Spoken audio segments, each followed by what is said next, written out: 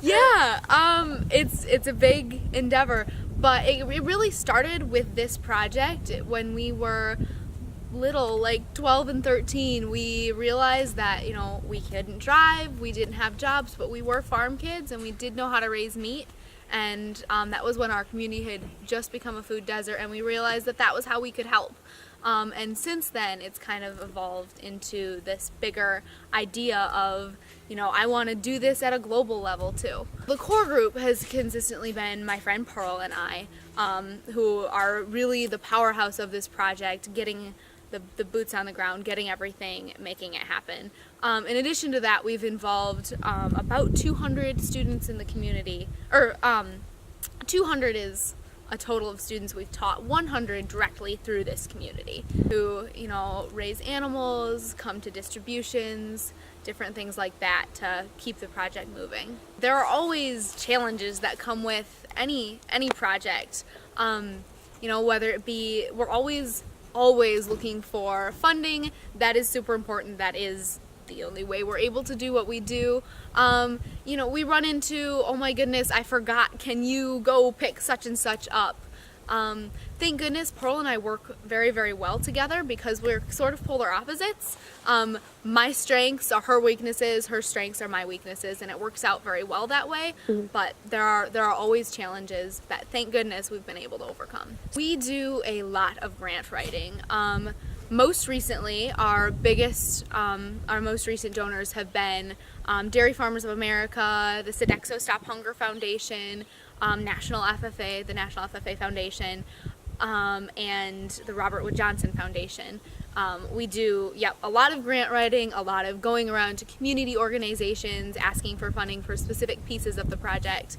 That in and of itself is a lot of time. Our goal so far has been to provide high quality protein to low income members of our community, the people who need it the most, while empowering youth hunger fighters, and that's where that farming aspect comes in.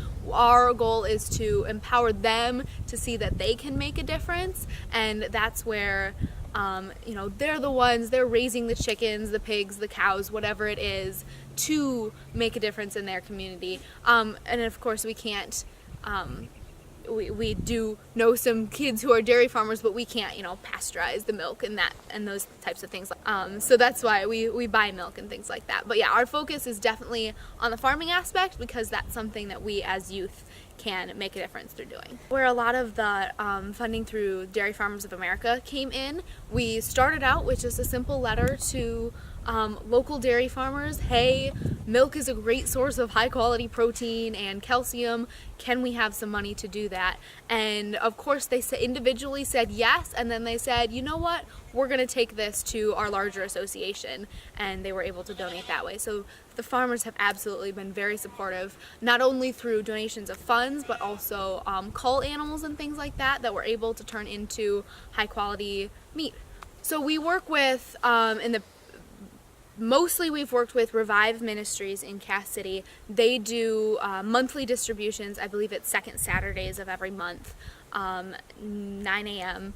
They start doing that, and we fill those. They give out boxes complete with, Gail does a very good job of making them complete with all the food groups. We fill them with meat and milk and soon to be eggs. So that's how we do it through Revive. And then we've very recently started working with St. Agatha in Gagetown, who does, I believe they do weekly distributions. So they reach a really big audience there, and we're hoping to get even more involved with them. Of course, realistically, I absolutely want to see this project touch as many people in our area as possible. We have a lot of funding headed our way and a lot of energy to do things with it. So I absolutely see some major growth, and that's honestly something that Pearl and I need to very soon sit down and ask ourselves about. What is our goal? Where do we want to see this going? We need to gain 501c3 status to be able to funnel everything that's coming through us. That is definitely a hope, to become more involved with the schools and with the school-specific summer programs like that. We haven't yet been. We've been more involved in the individual food pantries that distribute to families, but that is another one of those next steps see how we can get involved in schools and touching kids directly. I think really invigorates Pearl and I to say that, you know, yeah, we're 15 and 16. Look at us. Look at what we're doing. It has been difficult in some ways, but in a lot of ways, people are all the more supportive. I'm looking right behind the camera right here at my little sister, and I think that is the most direct example of the difference that Pearl and I have made. I see, you know, my little sister Dory and then Pearl's little siblings, they're ready to take this on. They're excited about it too, and the rest of the young ones in our community are the same way. That has always been a huge goal of Pearl's and mine, to empower other youth hunger fighters, but also to just show them that whatever it is, if it's not hunger, whatever it is, put your mind to it, you can do it, because look at what we're doing.